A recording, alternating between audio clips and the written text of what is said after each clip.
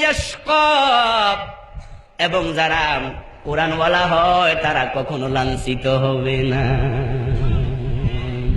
কোরআনওয়ালাদেরকে জবাই করা যায়, দেহ থেকে মাথা আলাদা করা যায়, করেছিল ইয়াজিদ।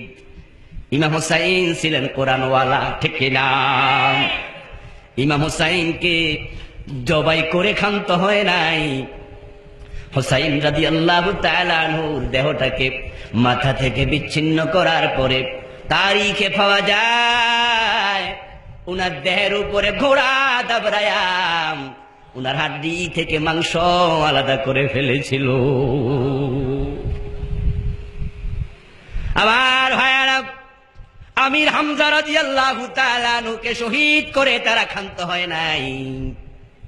উনাকে তারা লাঞ্ছিত করতে চেয়েছে, তাই উনার হাত কেটেছে, পা কেটেছে।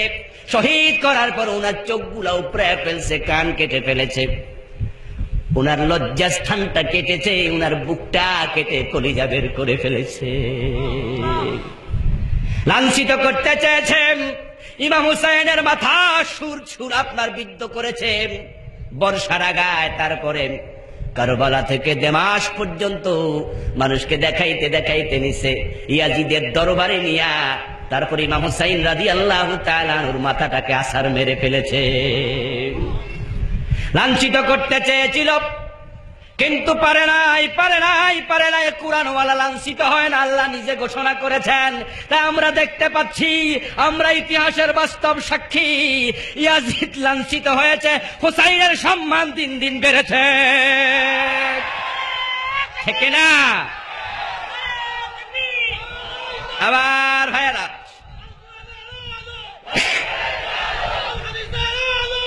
আমার ভাইয়েরা, মিছিল না দিলে হয় না, দিয়েন না, মিছিল টিছিল দিয়েন না, দেশের অবস্থা বেশি ভালো। আবার বন্ধুগণ, ইমাম হুসাইন রাদিয়াল্লাহু তাআলা আনহুকে যে ইয়াজিদ লাঞ্ছিত করতে চেয়েছে, আমরা আজকের পৃথিবীতে দেখতে পাচ্ছি ইয়াজিদ এতটা লাঞ্ছিত হয়েছে। ইয়াজিদ নামে একটা লোক তামাম দুনিয়াতে পাবেন না। কোন হিন্দুও তার সন্তানের নাম ইয়াজিদ রাখতে রাজি হবে না, ঠিক না? যদি কোন হিন্দুরে 500 টাকা দিয়ে কোন ইয়াজিদ রাখো, কবু জি না, এইটা না, ঠিক না? কিন্তু হোসাইনের নামে লোক আছে না নাই? আল্লাহ উনার সম্মান বাড়িয়েছে কোরআনের কারণে। কি কোরআনের পক্ষে ছিলেন, ঠিক না? এমন সম্মান বেড়েছে, আজকের দুনিয়ার মুসলমানের কাছে ইমাম হুসাইন মাথার তাজের মতো সম্মানী হয়ে আছে। হযরত আমির হামজা রাদিয়াল্লাহু তাআলা আনহুকে লাঞ্ছিত করতে চেয়েছে, কলিজা পর্যন্ত ছিঁড়ে নিয়েছে, কিন্তু আমরা জানি তার সম্মান মুসলমানের কাছে এত বেশি।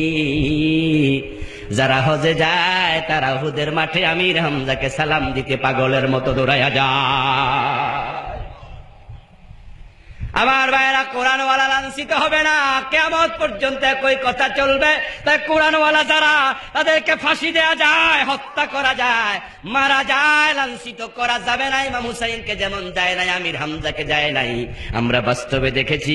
একজন মুফাসসির কোরআন আমাদের পরিচিত আছে, অনেক অপবাদ তার ব্যাপারে আছে, কিন্তু তার সম্মান বাংলার লোকের কাছে এমন বেশি আছে, যদি একটা দিন মাহফিল করার উনাকে দেয়া হয়, বাংলার কোন মাঠে লোক জায়গা দেয়া যাবে না।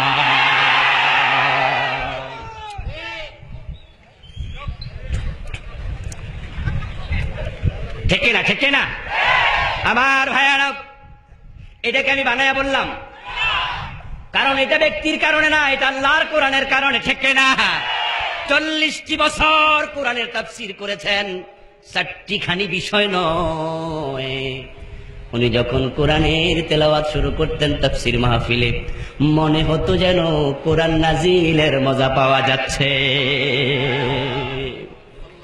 লাখ লাখ মানুষ চুপ করে শুনতো, দলমত সবাই বলে যেত।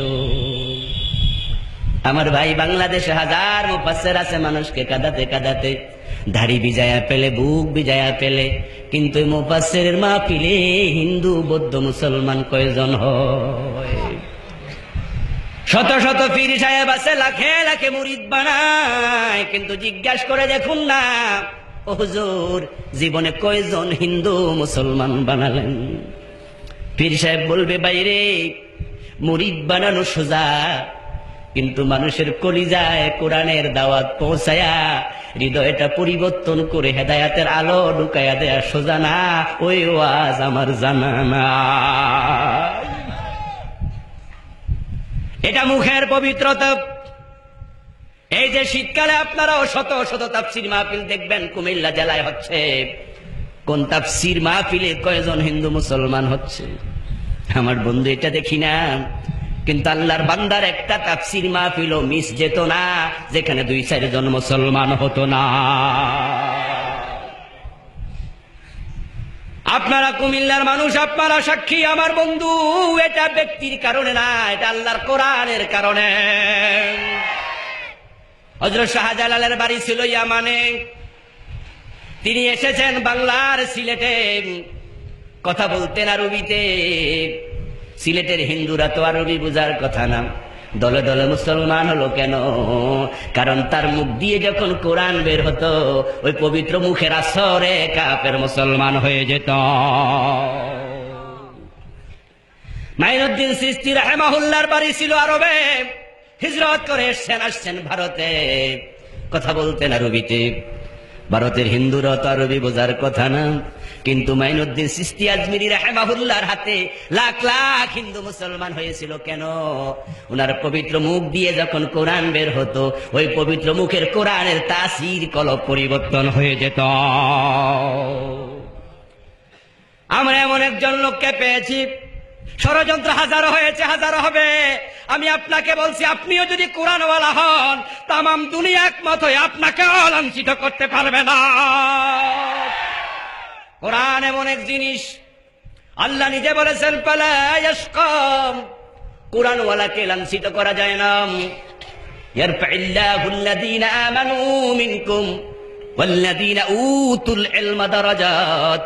আল্লাহ নিজে ঘোষণা করতেছেন, আমি যাকে কোরআনের ইলম দিয়েছি তার সম্মান আমি আল্লাহ নিজ দায়িত্বে বাড়াইয়া দেই। সুবহানাল্লাহ। সম্মান বাড়ান কে? জোরে বলেন, সম্মান বাড়ান কে? এই সম্মান যে বেড়েছে, আমরা তার প্রমাণ। 43 বছর বাংলাদেশের বয়স। সত্য কথা হলো এরকম, সত্য কথাটা এরকম, 43 বছরের যত নেতা আমাদের গুজাইরা গেছে, যারা মরে গেছেন আল্লাহ তাদেরকে মাফ করুক, জান্নাত নসিব করুক। যারা মুসলমান, আমাদের তাদের প্রতি কোনো বিদ্বেষ নেই। যে সমস্ত নেতারা বেঁচে আছেন তাদেরকে আল্লাহ হেদায়েত দান করুক, বলেন আমিন।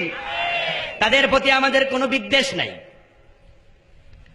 সব নেতা যারা বেঁচে আছেন, তারা যদি এই মাঠে অথবা বড় কোনো মাঠে, ধরেন কুমিল্লা টাউন হল মাঠে একটা মিটিং চালায় যে আগামী 15 তারিখ ডিসেম্বর মাসের টাউন হল মাঠে বাংলাদেশের সাবেক সব নেতা একত্রিত হবে, ঠিক ডিসেম্বরের 15 তারিখ ওই দিনে ঈদগাহ মাঠে আল্লামা মুফাসসির ও তাফসীর করবে।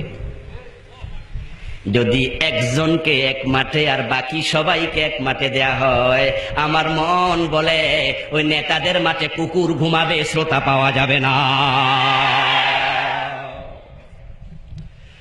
ওই দিন বাংলার মুসলমানরা, কুমিল্লার লোকেরা ঘোষণা করবে, রাজনীতি যে যেটা করি করি, কিন্তু আজকে কোরআনের তাফসীর শুনবো, ঠিক না? কোরআন এমন এক দামি কিতাব বন্ধু, এর সাথে যে লাগে তার দাম বেড়ে যায়।